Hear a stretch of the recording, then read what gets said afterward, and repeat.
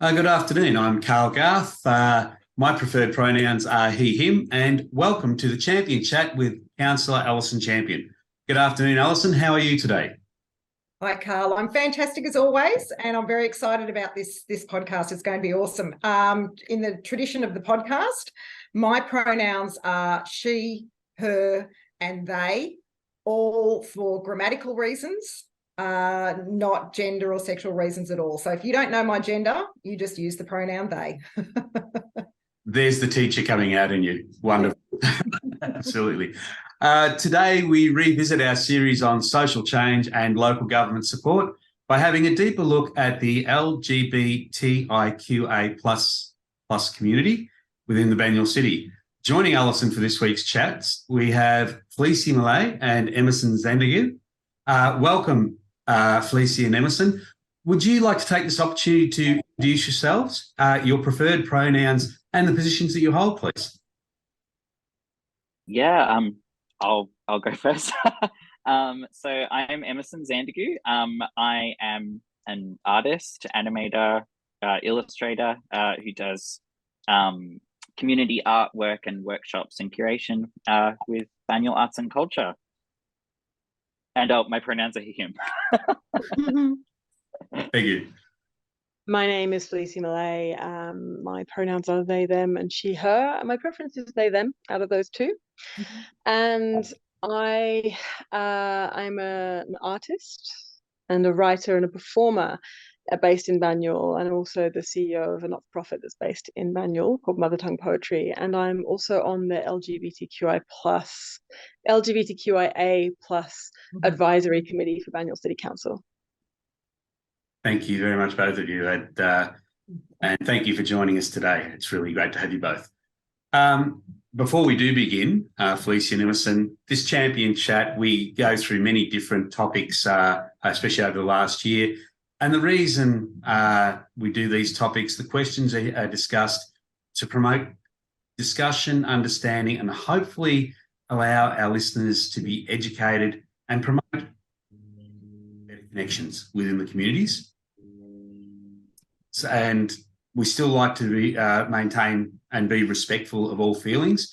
So if there are any questions that we do touch on today that either you feel uncomfortable about or that we may not be phrasing correctly, please, we'd love your input. Or if you feel that maybe we should move on because some of these questions can take a more in-depth discussion, we can always do another podcast and cover them in more detail later on.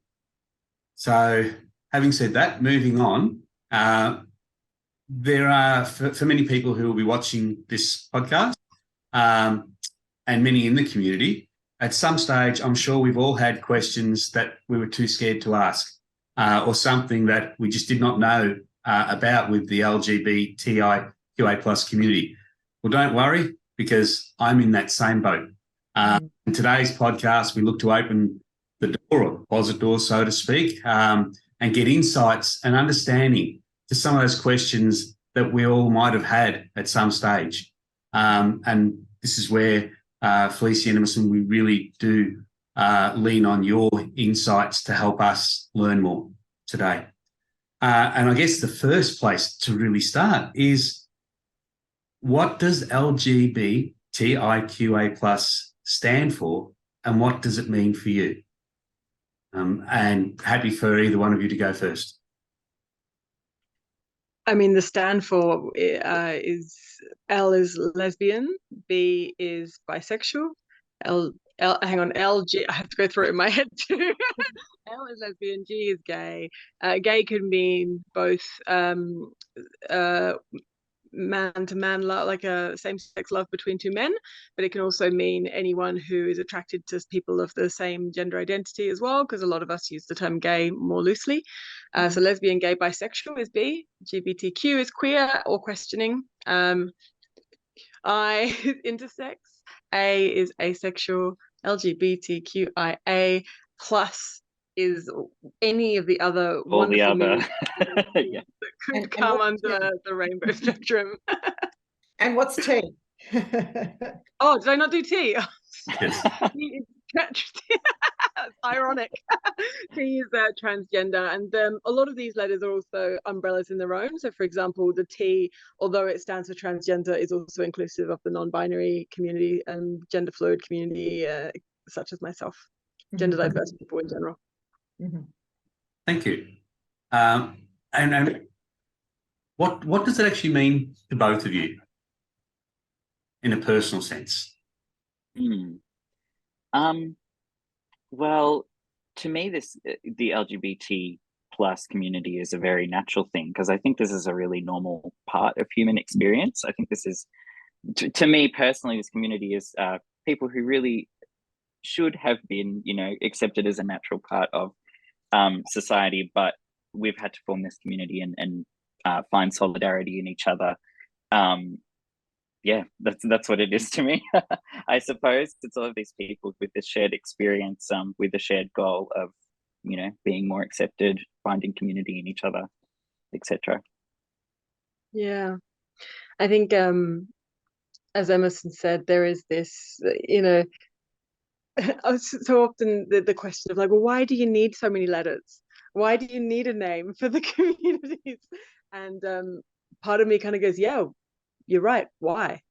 And it's not why as in, well, why are we making such a big noise about it? It's why as in, why has society got to a point where people have been so marginalized and so ignored that they have to come up with titles, that we have to come up with titles to create a place for ourselves in the world. And for me, LGBTQI plus is LGBTQA plus as a title is a way that people have come together to go, we haven't been seen and heard before, and we want not as much as we deserve to be, and we want to be seen and heard more and better.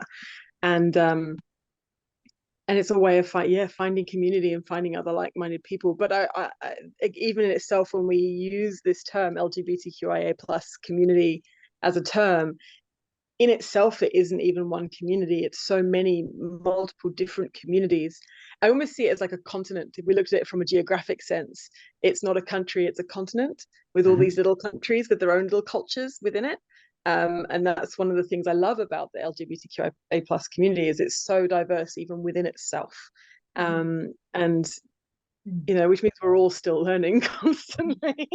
I love that analogy of the continent with all the countries. That's a great way of describing it. Yeah, we're not a monolithic thing. There's all kinds of all kinds of stuff going on. I think a lot of people want to see us as a household with like where everybody learns the same and does the same thing, but it's not like that at all. No. And you're right about one thing too. It's not, it shouldn't be about what you want. It's actually what you deserve. Basic human rights and equality. No different to what I deserve, no different to what Alison deserves, and other, anybody who identifies whichever way they identify. I think that's basic. But there is one thing that you did mention there, Fleassy, that I'd love to know a little bit more about, and that was, you talked about the different umbrellas within that continent. Great. And you talked about under transgender, and I'd love to know, what is that difference between sexual orientation versus gender identity? Because in my lack of understanding, sometimes I do get them confused. Yeah, the easiest way to describe it is gender identity is about who I am, and my sexual identity is about who I'm attracted to. That's how I perceive it. Other people might have a more nuanced understanding it for that, but to put it in the most easiest layman language, I guess would be the term you could use, is gender is how I perceive myself, and my sexuality is who the myself is drawn towards, and how the world perceives those attractions as well. So, for example, I could be in it's like, hang on, how do I find a way of saying this? Someone could be perceived as being in a lesbian relationship, and then one of those people comes out and transitions and is therefore publicly identifying as a trans masc or a trans man. That would then be a straight relationship, So whilst one person is trans and part of the LGBTQI plus community in their transness, perhaps the relationship is then perhaps they can perceive their relationship not as a gay relationship but as a straight relationship, and because of their sexual orientation. Because Yes. sexual orientation isn't about who I am. It's about the relationship between the two people that they're attracted to. But on the flip side, I if I am I'm gender fluid.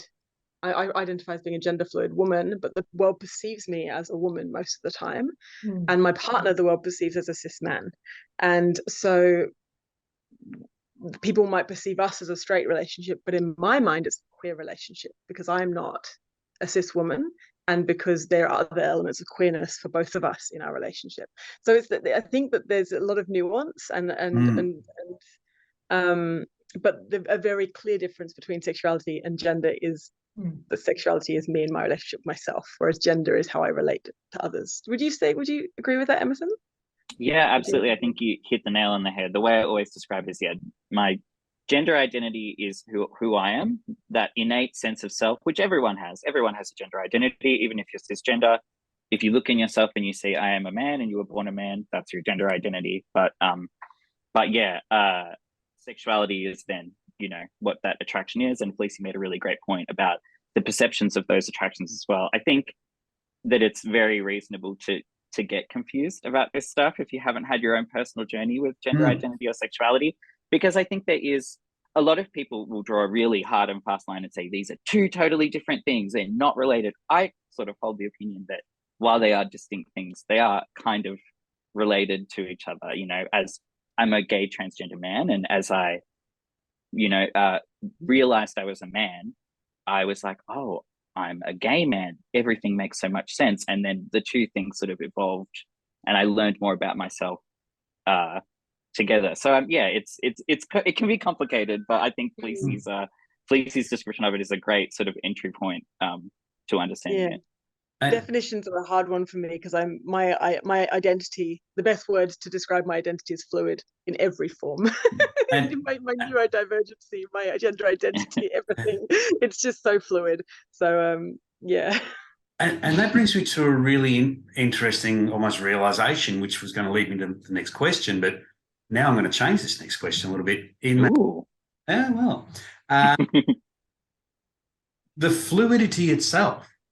It means it's a very dynamic recognition, a very dynamic way of perception.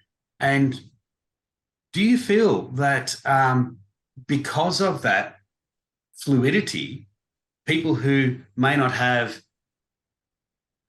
the in-depth understanding and probably aren't exposed to that fluidity in their daily lives, they then perceive it as too hard, which is why sometimes there is less acceptance or wanting to accept the whole umbrella in society, because one moment they may have been used to talking in a certain way, and then all of a sudden, hang on, I'm talking to the same people, but now because of that fluidity, and again, it, as you say, Fleassy, that fluidity has evolved, and all of a sudden we're changing, and because we're the lesser of understanding, some people might go, it's like people in school. If I can't get it, if I don't understand, I'm just going to put my hands over my ears, not listening to you, Mr. Teacher. I don't want to know, Mrs. Teacher. Oh, I give up.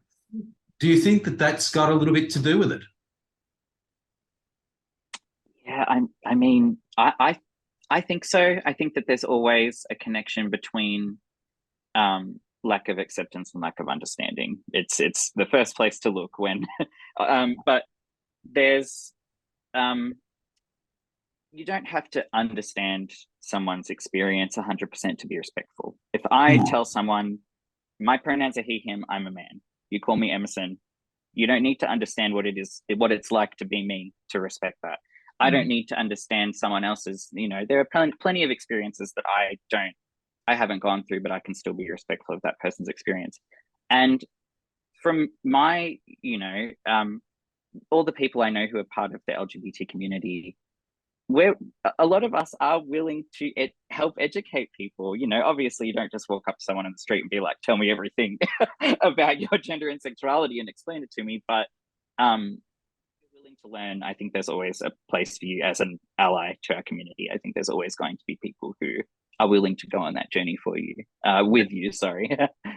Yeah, you make a really good point, Emerson. Actually, I'm just in my day job. This is a topic of conversation that came up with one or two of my colleagues just on the fly. One of my colleagues requested that we put our identities, our pronouns in our footers. Mm-hmm. And this is a private sector business. Put the pronouns in footers. And another colleague, one of my directors, said, I don't need to know your gender or your sexuality. I just need to know that your name is, and that you're able to work with me, and we can, just get tasks done together, and we work really well together. That's all I need to know. Can I speak into this stuff a little bit? Please. Earlier we mentioned, like, if people haven't been exposed to gender identity and they haven't been exposed to sexuality before, they might not understand. And if I met somebody who genuinely hadn't been exposed to gender or sexual identity before, I might have a lot more compassion. But everyone's been exposed from a very young age, because you're given a gender when you're born. You're given a sexuality by society as standard. And the difference, I think, isn't that people haven't been exposed, it's just that they've actually only been exposed to one portion of it, and they're told that this is what it is. Mm-hmm. And there are lots of reasons why people don't accept, and I think I agree with Emerson. A lot of it comes back often to lack of understanding, but a lack of exposure, and also fear and a sense of being threatened. I know that as somebody who who's gender diverse, but also who I worked a lot in the women's rights movement, and the current pushback from a lot of women who spent their lives fighting for the rights of women. A lot of them are really afraid when people start coming out as non-binary that somehow we're abandoning the movement, that there is a fear of being betrayed. There's a pain about betrayal in there, that somehow we are fighting against them, and I think fear it takes over so much, especially when it's something that we're really passionate about, and it can take over our capacity to hear and to listen and to find understanding. And I think in my experience, that's often a big part of people's inability. It's not even it's a lack of willingness, because it's so emotionally charged, because it comes back to a sense of security, a sense of safety, a sense of understanding and knowing who they are and what the world is that they're living in. So I can completely understand how it would be a really hard thing to take on. And also just on a day-to-day level, like learning a new culture, which is kind of what you're doing. Like I'm constantly learning the culture of the multiple communities within LGBTQI+. Sometimes I hear something and I'm like, okay, add it to the filing system in my mind, and but it's and it's okay to be flustered. That's okay. It's okay to be flustered. It's just don't take that fluster out on the people who are living it, right? I can be flustered and sit there and be like, okay, got to remember someone's new name. Like, not only do I live within the LGBTQI+ community, but I have a lot of friends who are in the New Age movement, and they change their names every couple of weeks. Like really obscure name, and I have to keep up with that, and I do that. I don't always understand why one of my friends wants to change their name, for whatever reason, whether it's their gender identity or whether it's because of some spiritual movement they're feeling. But I respect it, because I respect them as a person, and I love them and I care for them. And I think that the thing that I constantly come back to is kindness, and how can I be kind to the world around me, and choosing to call, if somebody says to me, my name isn't Timothy, it's Tim, can you not call me Timothy? Which is very common, right? I remember that from living in like Council Estate, England. Don't call me Timothy, it's Tim, right? Yeah, that you would just respect that. You'd be like, okay, I'm not going to call you Timothy, I'm going to call you Tim. It's exactly the same when somebody goes, well, actually, I want to be called Fox now. That's fine. Okay, all right, we'll go with Fox. And it's about just having kindness and respect for them. I don't need to understand, like Emerson says, what the motivations is behind it to be kind. And you're right. That's where it should start. I think you did raise an interesting point though, about fear, and I think I'd love to have a further discussion about that maybe another time. because that really does so many levels of fear. And I mean, you talked about sometimes the feeling of betrayal in sisterhood. And I'm going to move on now, but I think that would be a great topic for another day, Alison, because sometimes there needs to be understanding on all sides. What is the fear coming from? Why is it there? Is it, what are all the elements behind it? So thank you for that, Fleassy. And sometimes it doesn't feel like fear. Sometimes it feels like anger, and I get it, and I think that's when we have the conversations with compassion and love and kindness, we can actually find the understanding point. And yes, but I think one of the things with fear is a fight or flight. Anger comes with that response instead of a flight. So exactly, yeah, exactly. Yeah. Look, would either of you be willing to sort of share with the podcast listeners, what is daily life like for you? Sure. I mean, this is an interesting question to me because there's some sort of implication that maybe my life is dramatically different from the average person. And in some ways, I suppose it is. I don't know everyone's experience, but I mean, listen, I still face discrimination on occasion. But for the most part, I'm just a trans person living in society like anyone else. The only major differences are that I've had to go through jump through a lot of hoops to be recognized as the person that I know that I am legally, and I get an injection of hormones every 3 months. Those are the two sort of, but I wake up, I put my pants on, and I work and see friends and do all the other stuff that everyone else does.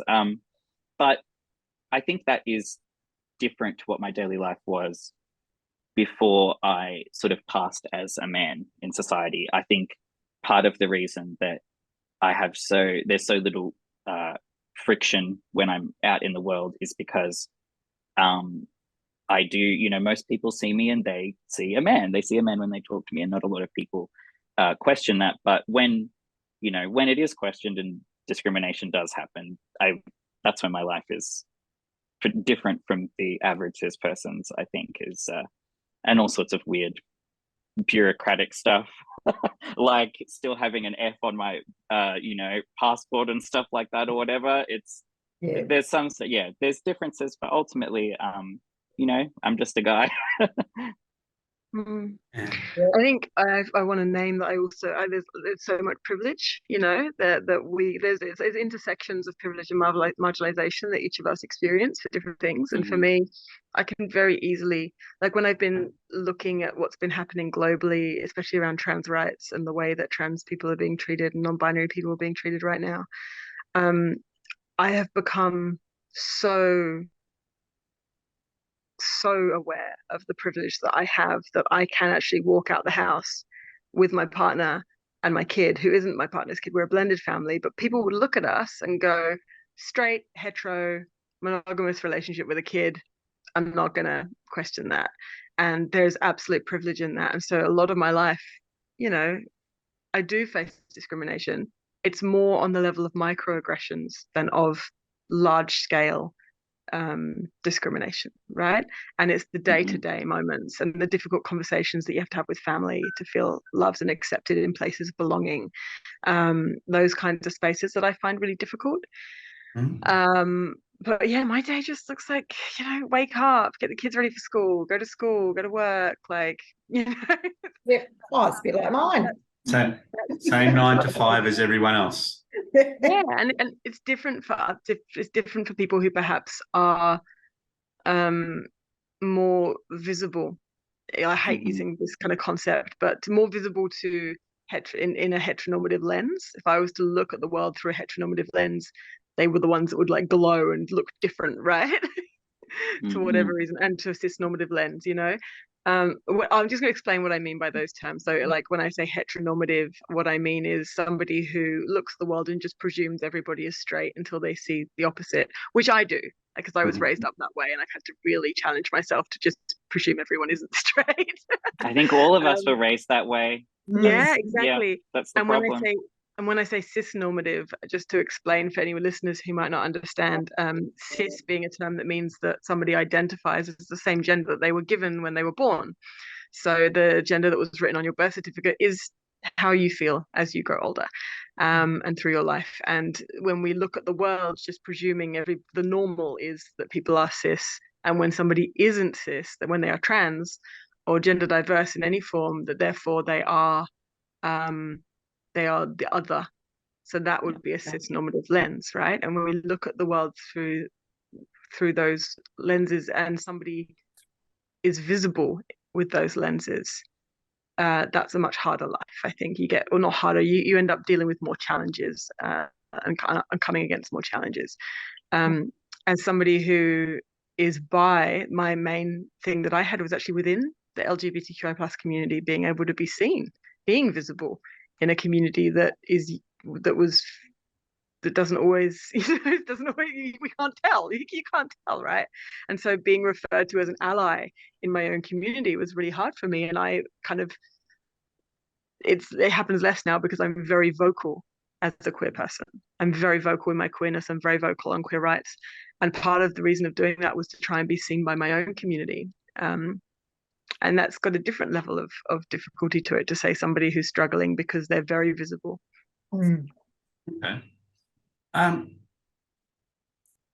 A huge thing happened a number of years ago for the LGBTIQA+ community in Australia, and that was the amendment to the Federal Marriage Act in 2017. And it's always, in any sort of struggle or journey in life, firsts are always important to note, and that was obviously a huge one. But what other barrier breakers have you witnessed, or would you like to see happen in the future? I mean, I've seen just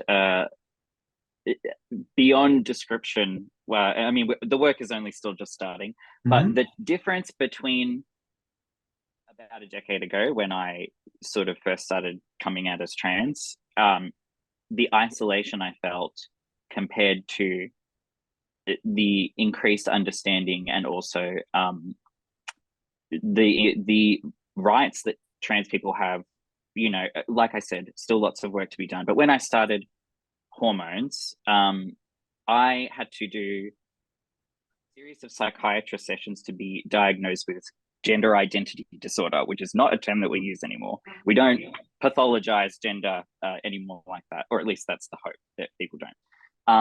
But in the medical system now, we're using something called the informed consent model in Victoria, which allows, you know, trans people who want to start hormones to meet with a doctor, discuss the risks, what's permanent, what's not, make sure they have a good understanding of everything, and then be able to actually make that choice for themselves by signing a form that says, I've given my informed consent, I know about the risks, I know what's permanent, I know what's not, I'm ready to start hormones, which really is how it should be, because you know, hormones are life-saving care. It's only about 1% to 2% of people who go on hormones that have any sort of transition regret, which is 98 to 99% success rate. For a medical treatment, that is pretty much unheard of.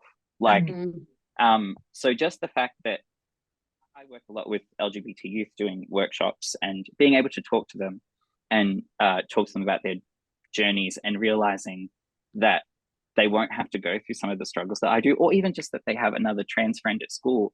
I didn't know anyone. I was the only trans person at my school, the only one. I felt like an alien, you know? So there's still so much work to be done, and there's still a lot of hatred, but yes. So let me just clarify. Let me just clarify that question then. Yes. Because the Marriage Act itself was very much a bureaucratic recognition. Yes. Okay. And you were talking before about the fact that on some of your identifications, you still are required to have F there. Again, another bureaucratic, let's catch up, please. Yes. So I'm actually, sorry, could I please. just actually add in it? The fact that I still have F on my documentation is actually out of pure laziness, because in 2020 they did make it legal for trans people to change their gender on their birth certificate in Victoria without having to have any surgeries, which was the previous requirement. I very well could do that. I just haven't yet. So I just wanted to make it clear that Fair is enough. something that you can do in Victoria as of 2020. But yes, Yeah, okay. like anyone else, things get away from me. Fair enough. It's a bit. Sorry, go on. I know that's actually probably no different to me with certain data breaches, and I've still got to update a license. But okay.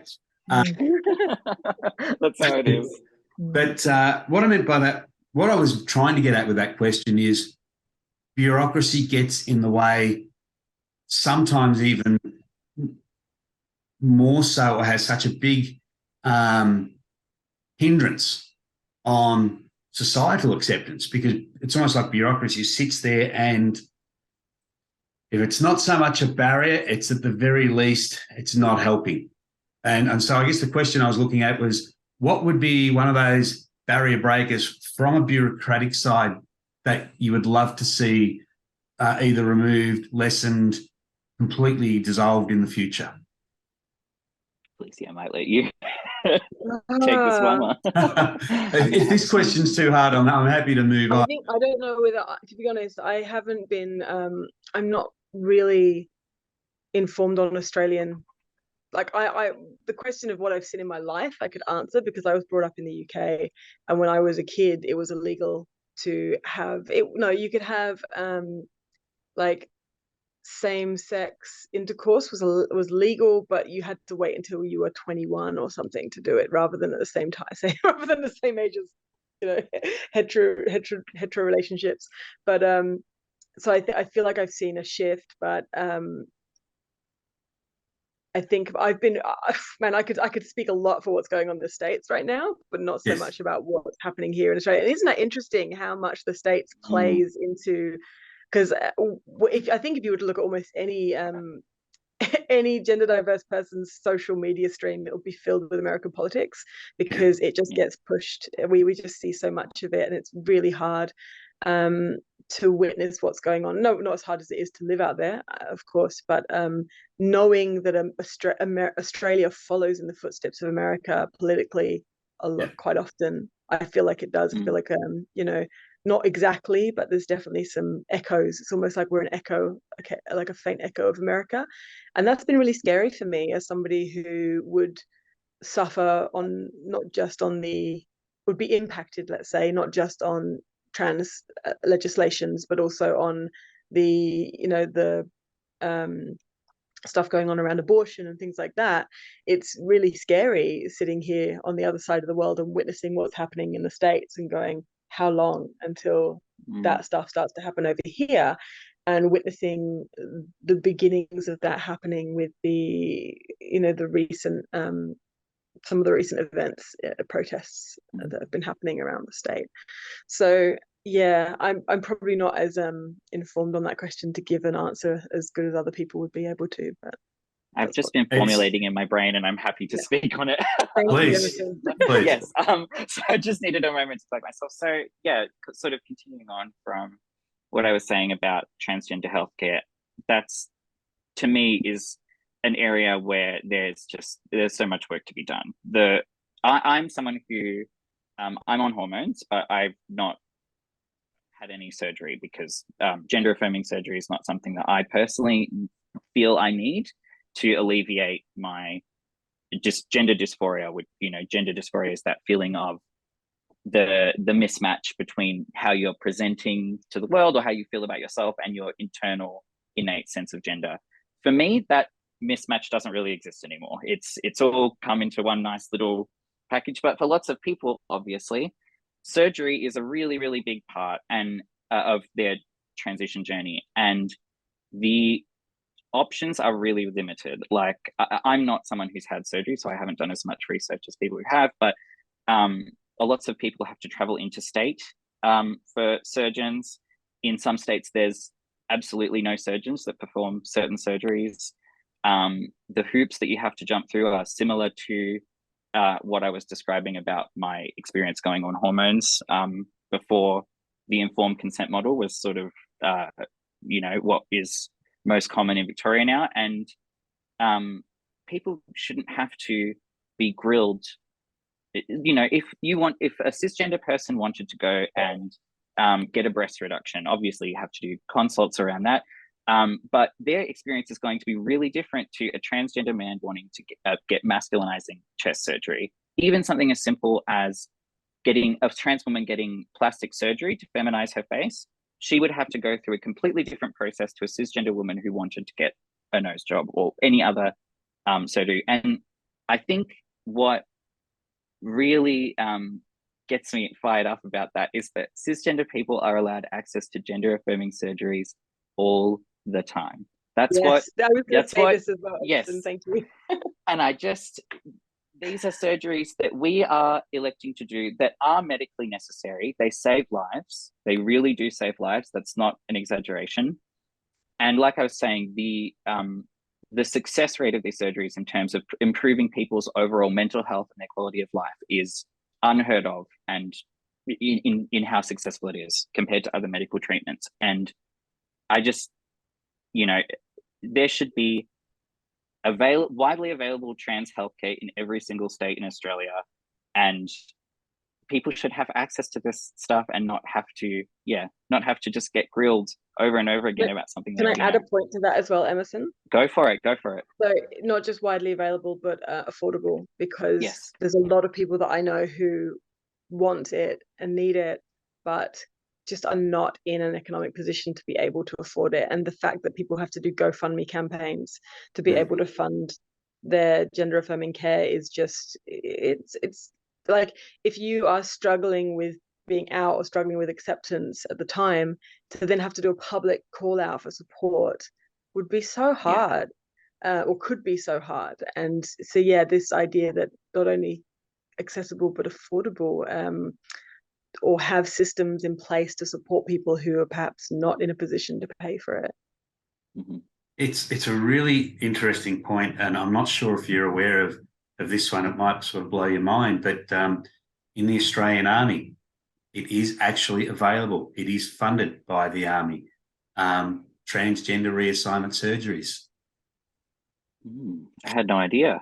Yeah, it's so when you raise that and yet that is I've got this image of like a wave, a wave of recruitment. I don't think we do that, but still, I don't think necessarily that's going to happen. But it's probably not. But to me, it's interesting that probably the last place you would look to have had that, see that, is the one that has moved forward with that, and yet progressive society, and I do use those exclamation marks,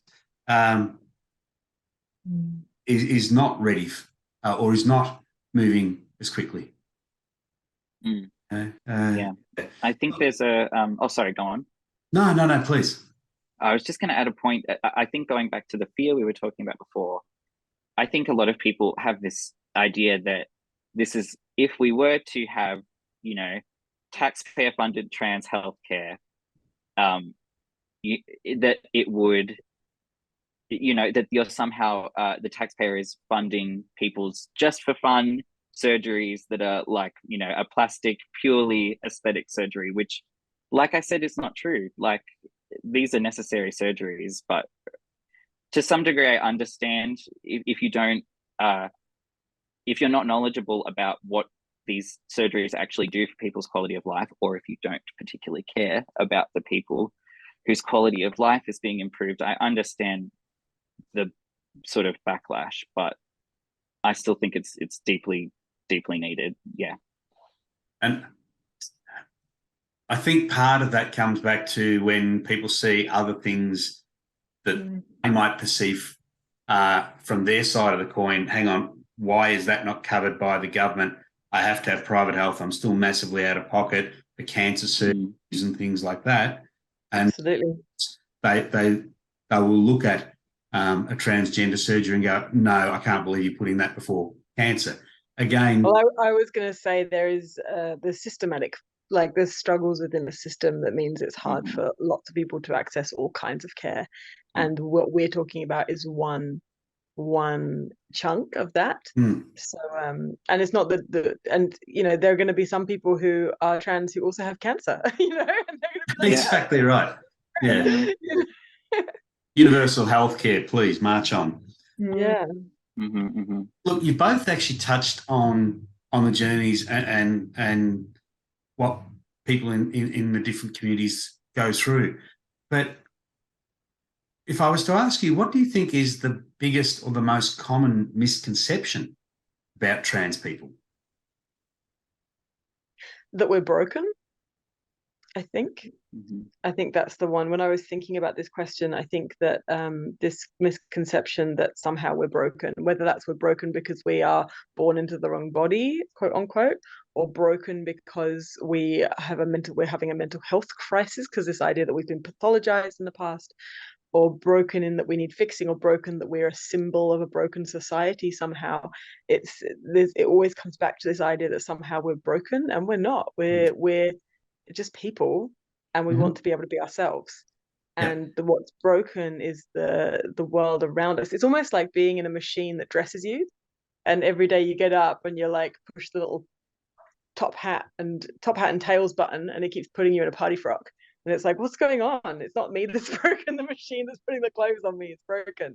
And or not broken, just needs to be recalibrated, basically. So for me, I think there's so many misconceptions out there, but it so often comes back to this mindset that somehow trans people, gender diverse people, and in fact people just in general from the LGBTQI plus IA plus community, so asexual people, being told that because they don't maybe feel any sexual attraction, that they are somehow broken, or intersex people because they don't fit into the boxes, this really kind of high school concept of biology, that somehow they're broken. It's been put onto the different communities within the LGBTQI plus communities forever.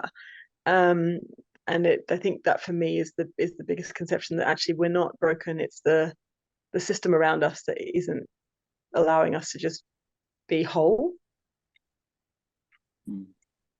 Interesting. Yeah. And to sort of add to that, I think this idea that it's some sort of modern crisis where all these youths are being this scary new mental illness of this cult of transgenderism is taking over, when in reality trans people have always been here. Someone might be scared of interacting with a trans person, but the likelihood that you've already interacted with multiple trans people in your lifetime is very, very high. And with that, the most common misconception about trans people that I think is that we're new somehow, that we're a modern thing. But looking back into history, people may not have had the words to describe themselves as transgender, but you can find plenty of examples of people who chose to live as a man, maybe for XYZ reasons. Someone who chose to live as a man to join the army, or to have to access privileges in life that they wouldn't have if they were a woman. Perhaps in our current cultural context, we would think of that person as being transgender.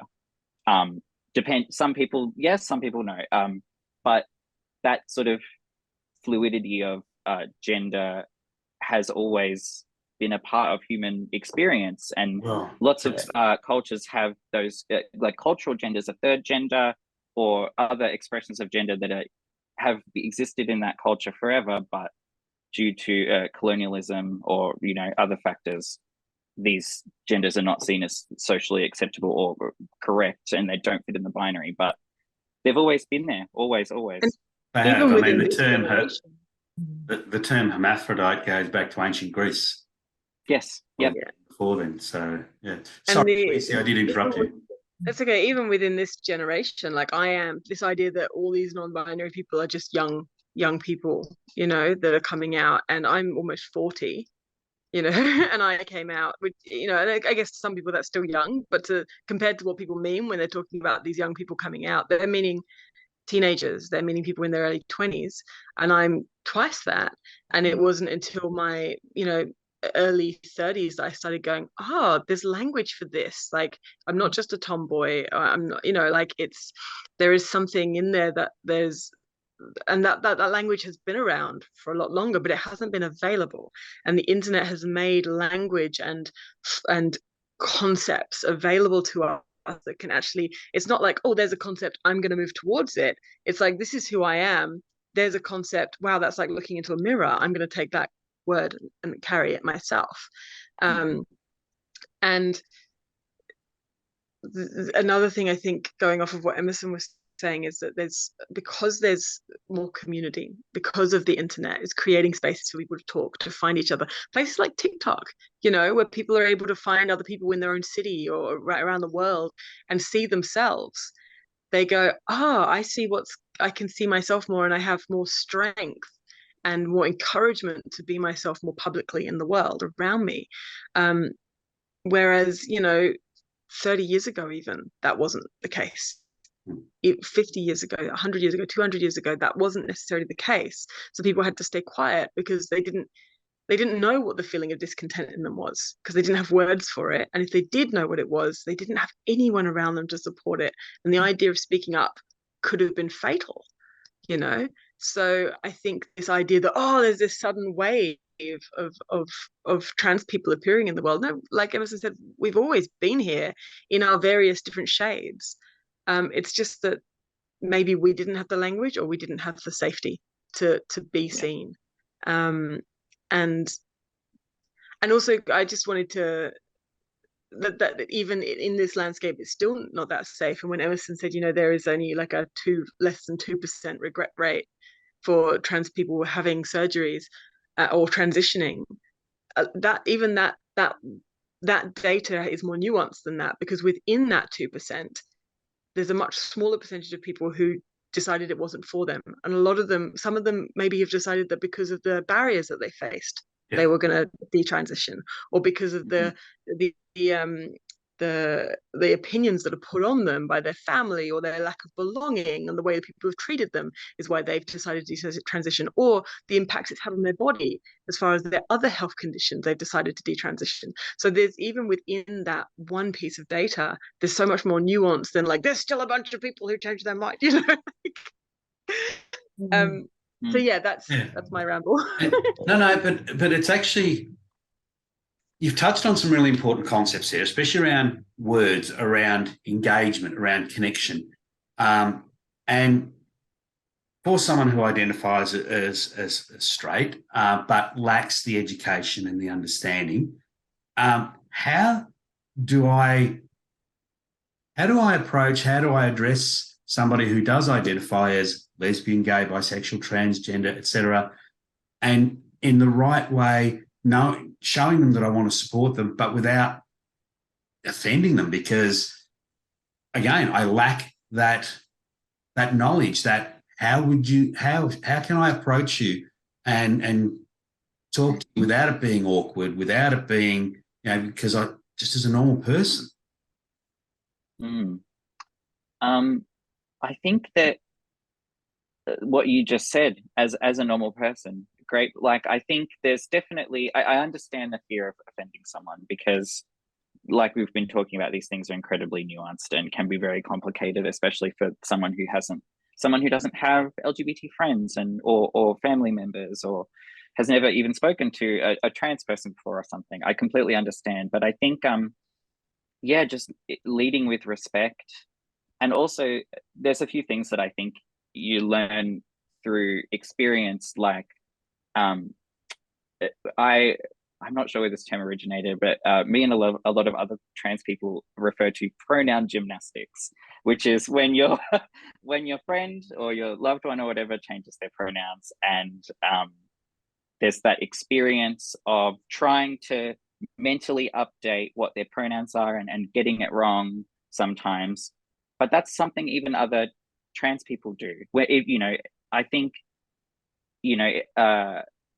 like a great way to show solidarity is through introducing yourself with your pronouns, and sort of respectfully, I think that opens a respectful sort of opportunity for someone to give you their pronouns or to not. Someone might not be comfortable with disclosing their status as trans. And other things that you also learn through experience, like not asking someone's original name. You know, because a lot of trans people have a negative association with that name, call it their dead name.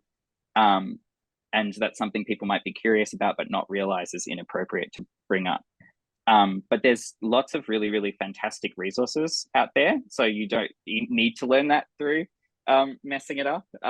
You know, even just looking up like, you know, Trans 101 or trans, you know, how to be a good trans ally. There's plenty of really, really great videos, websites, lots of stuff to get the basics down pat. But like I said at the start, just leading with respect and being open to learn and be corrected without sort of taking it super personally. Yeah, I think I would back up a lot of pretty much everything that Emerson said there, right, the normal person. So for example, if somebody met you in a party, you've just met each other, you shake hands, what's your name? Oh, lovely to meet you. And they went, so what do your genitals look like? What surgery have you had on your genitals? Like, you just wouldn't do that to a stranger at a party. But people do that to trans people because they presume that they have an entitlement to that knowledge about them. Like somehow we are we're an entertainment point or something. A circus show. Know? Yeah, like a circus show. And I think when you say, oh, how can we, you know, how do we interact like normal people? You really have to just think, would I say this to somebody who was, like, if I met somebody that was, you know, if I say I met a gay guy and he was like, oh, you know, yeah, I've got my husband at home. And I went, oh, you know, I have a friend who's gay, right? That happens all the time. So what if I met you at a party and you're like, yeah, my wife at home, and I went, oh, I know somebody who has a wife. Like, weird, right? It doesn't feel normal. So I think in this day and age, when the idea of knowing somebody who's gay and knowing someone who's trans maybe isn't that strange, maybe within a bubble it might be a bit strange, but on the global scale, there's a lot more people who are open about it than, say, 50 years ago, 100 years ago. You don't need to make those kinds of statements to show that you're an ally. You just need to carry on having a conversation based around kindness. There are some things that I think it is good to know. There's one level, it's like, yes, kindness, and also there are some things that it is good to know. For example, you don't ask people about their genitals. that's standard, you know. But also you can ask people about their pronouns. It's okay to ask somebody what their pronouns are. And I think a misconception that people get is that you're not supposed to ask and somehow you're just supposed to know. But absolutely, I'm not going to know what someone's pronouns are unless I ask them. And the way to do that is you can either straight up say to them, hi, what's your name? And they say your name and oh, wonderful, what are your pronouns? Or if you're feeling nervous about that, when you introduce yourself, like Emerson said, just say, oh yeah, and my pronouns are da-da-da. And I see it with other non-binary people when I do that. I'll say, oh yeah, my name's Fleassy. They'll introduce their name. I'm like, oh cool, my name's Fleassy. My pronouns are they, them, and she, her. And they light up. The little eyes go sparkly and they're like, oh, my pronouns are they, them. And I'm like, it's affirming and it's creating a safe space for those kinds of it's kind of outing, because especially if you are not visible, you kind of constantly have to out yourself, especially with things like pronouns. And so it creates a safe space for that, so it no longer feels like you're safe icebreaker. And I think that idea of creating that safe space and showing that you're a safe person is always great. And I think that, like Fleassy said, I think that the strategy of introducing your own pronouns then leaves it to that person to disclose what they are comfortable disclosing with you, or which might be nothing, or might be, you know, revealing that they are trans and giving their pronouns, etc., etc. So, yeah, I think there's little things that you can do to show that you are a safe person for these, because we're always. Sorry, go on. I was going to say, I wouldn't recommend ever straight up asking somebody if they're trans when you first meet them, because that could be really, really triggering for them. Asking someone their pronouns is a great way of just gauging how they want to be referred to, but just saying, oh, are you trans, by the way, could be deeply hurtful to somebody, just because they don't want to have that conversation all the time. Some people do. Some people are very happy to, like Emerson said, and some people are just tired of it and they just want to be themselves. They don't want it to be their whole identity. They just want to live their life. And some people really want to pass. That's also something, you know, it's okay to want to pass. It's okay to not care about Might passing. have to just explain what passing means. I've just realized. I think I used it before without saying, but yeah. So passing is a term that's used. Not everybody likes the term passing, but it's when earlier I talked about looking at life through a cisnormative lens. So it's like, if I was to look at somebody, so Carl, if I was to look at you and I presume that you are a cis guy when I look at you, and I don't know whether you're a trans guy or not, but I'm just going to presume you're a cis guy. That's what passing would be. If you were a trans guy and I looked at you and presumed you were a cis guy, that's considered passing. And not everybody is aiming for passing, and not everybody wants to pass, and not everybody likes the concept of passing. But it's almost like an assumption. It's something that happens because we presume things. So it's just nice not to presume that somebody wants to tell you whether or not they're trans if they don't ask them, you know. Okay. Yeah. No, that's good. We're actually almost running out of time, Alison. So I have one question, and it's please. coming from having heard everything that has been said. It has been, for me, it's certainly been very, very educational, or reaffirming, one of the two. As a representative of a ward in a local government, and taking into account that we are all living in a space, in the same sort of space, and yet we're living different lives, or some of our lives similar. And being a connection for many people in our community, from a community leader's point of view, what does it actually matter? Yeah. What matter? Sorry. I think what someone is. What does it matter what gender you are? What does it matter what sexuality you are? What does it matter living in a whole community? So I'm actually just going to, if you don't mind, I'm going to come back to something that Fleassy pointed out before. It shouldn't matter. But if you look at the United States, it's become very much now politics being used as a measure of division for us versus them. If you're not with us, you are against us. They're really turned that into black and white. Now, you've asked the question, as a leader, it shouldn't matter. Unfortunately, not everybody is that enlightened, because they break humans into numbers. And how many numbers do I need as a leader to get my way or to get elected? Now, Fleassy and Emerson, I'm not sure whether you agree with that. That's just something that I see more. Please. I'm not 100%. I understand the exact question that's being asked, but for me, going by what I think the question is, you're right. On one hand, it shouldn't matter. In an ideal world, it shouldn't matter who somebody is, what gender they are, who they love, or who you support. But I think in a world where people are constantly being faced with, in their own home, in their own street, in work, in the world, and in politics, faced with being told that they don't belong and they shouldn't exist, seeing people openly and successfully being something similar to them, or vocalizing support for who they are, it could be a lifesaver. And so when people say, I don't, for me, it's people say it with such good intent. I don't care who you are. I don't care if you're this or you're that. And part of me kind of I try to hear what they're saying is like, I want to accept everybody. But what I hear is, I don't want to talk about it, doesn't matter, right? And it shouldn't matter. And you're right, it shouldn't matter, but it actually really does.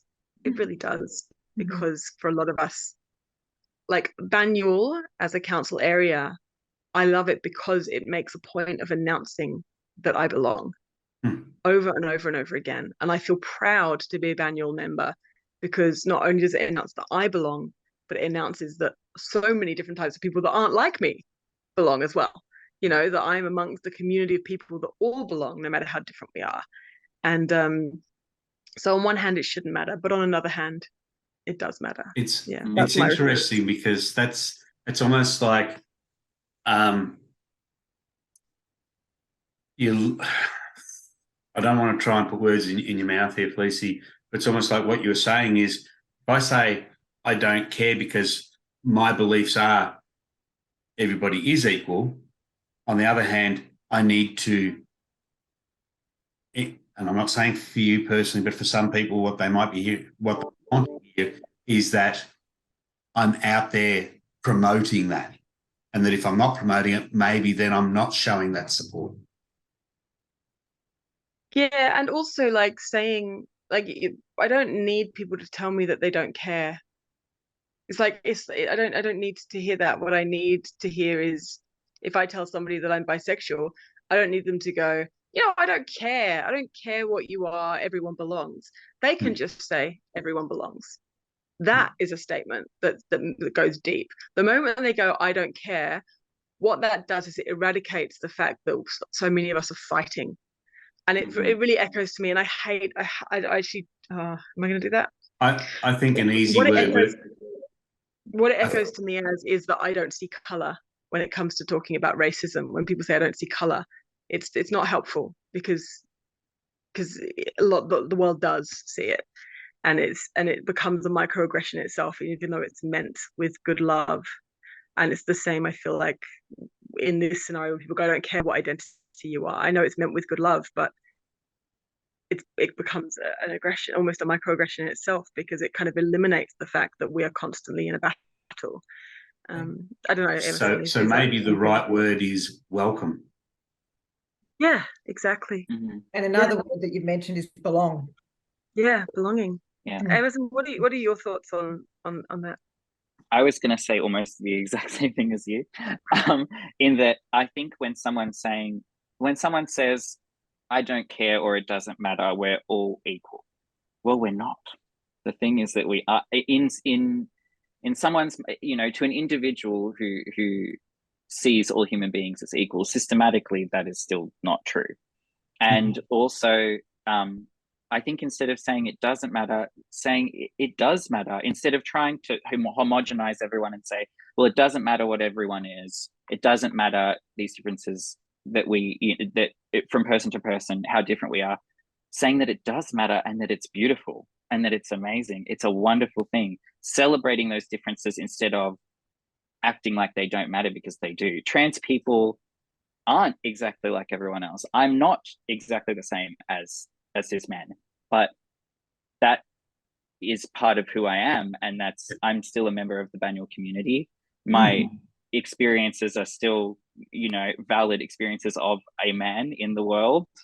So yeah, I like the idea of, instead of saying that, well, this doesn't matter, acknowledging that not only does it matter, but that having a diverse community where people are really different and aren't the same and do live different lives is a good thing.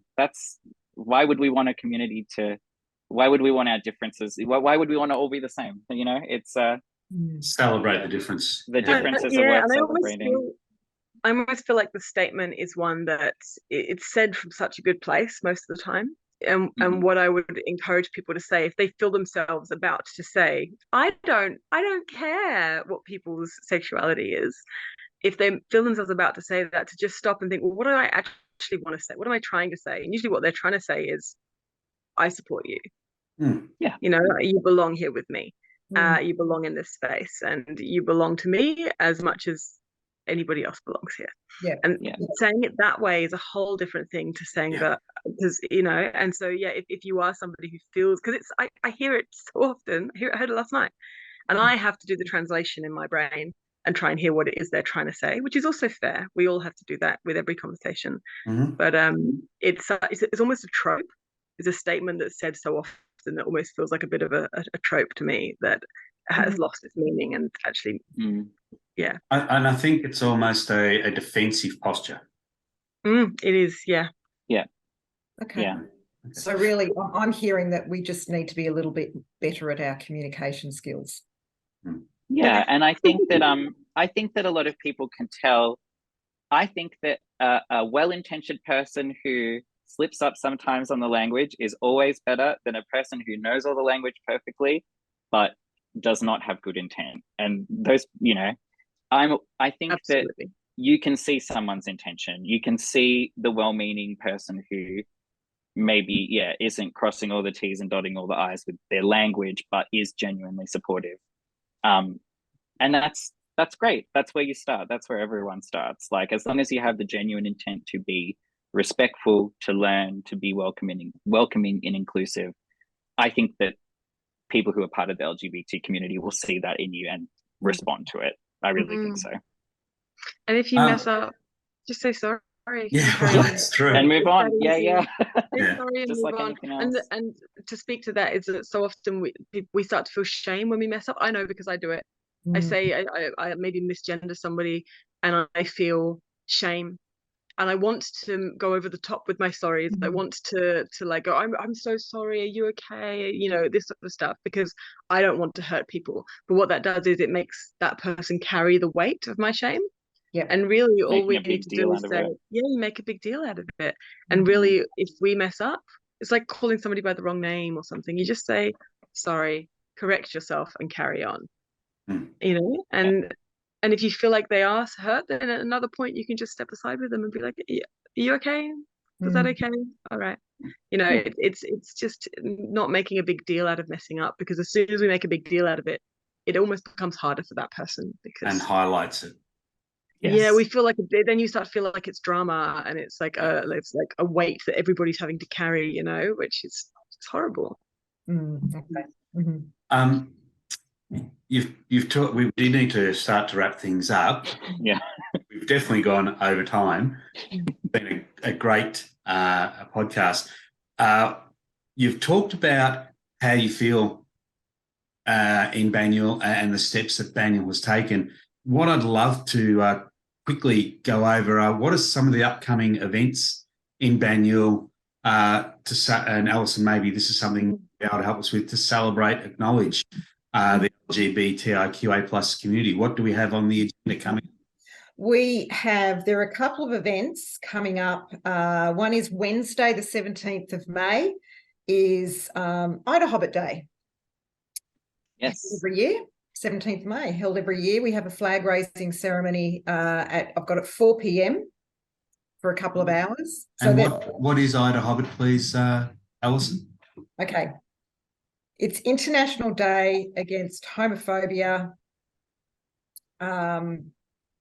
Bisexuality, Intersex, Trans Day. Have I got that right? I think that's about the gist of it. It is a long acronym. International Day Against Homophobia, Biphobia, intersexism, and transphobia. Okay. I think it's the terms. Yeah. And Alison, you said there was a 4 p.m. flag raising? For 4 to 6 p.m. flag raising. I don't have a location at this point. It will come out though. It will be there. It'll be available on our website fairly shortly though. So between 4 and 6 p.m, Ida Hobbit Day flag raising, Wednesday the 17th of May. And another event that we were talking about last week in the committee was on the 3rd of June, and I'm just going to get that Saturday, the 3rd of June, there is our Queer Street event. So Queer Street, which is held in Weir Street in Montmorency. So the last time, so this Queer Street event, it's a party. Frankly, it's a party. Okay, everyone's welcome. I'm up for a party. For a party as well. They're one of my favourites. So this event actually has been held several years now. So I remember my first Queer Street event was February the 3rd, 2017. It was again held in February 2018 and February 2019. And I remember the weather of each of those 3 days. And so the last one was February 2019. And of course, February 2020, unfortunately, was the start of our lockdowns. So this is our first since February 2019. And we've already started advertising and, getting things together. And there are people in the LGBTIQA plus committee on Banyule Council who are going to be participating to help this go ahead. And our Weir Street traders There are West Street traders are connected with that. Yvette from one of our traders managers, Traders Association managers there in West Street.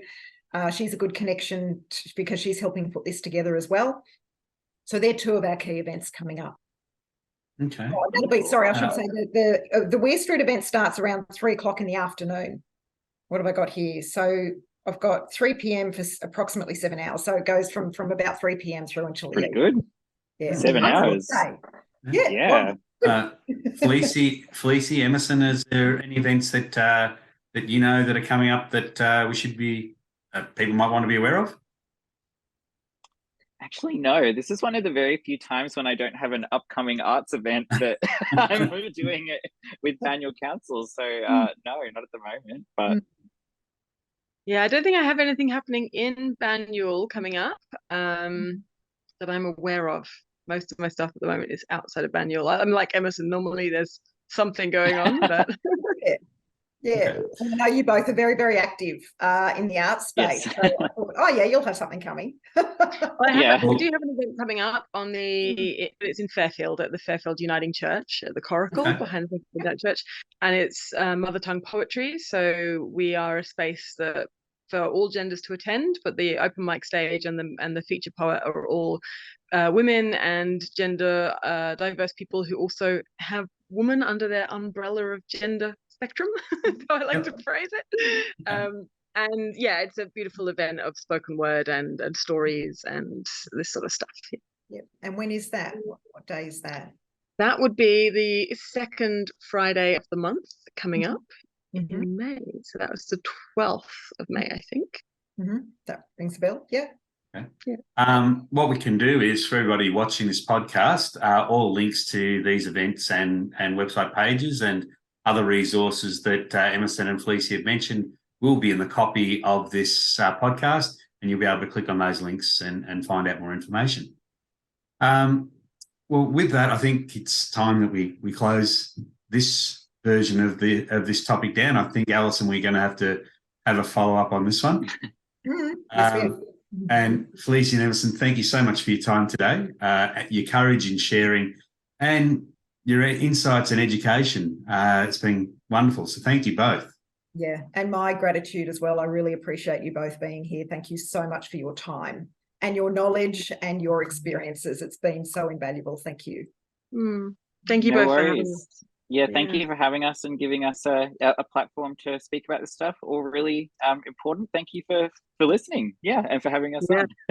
And being so open to some difficult conversations as well. So yes, absolutely. Excellent. Thank you both. And for all of you watching out there, thank you for your time, and join us on the next Champion Chat podcast in June. Thank you all, and goodbye for now. Okay.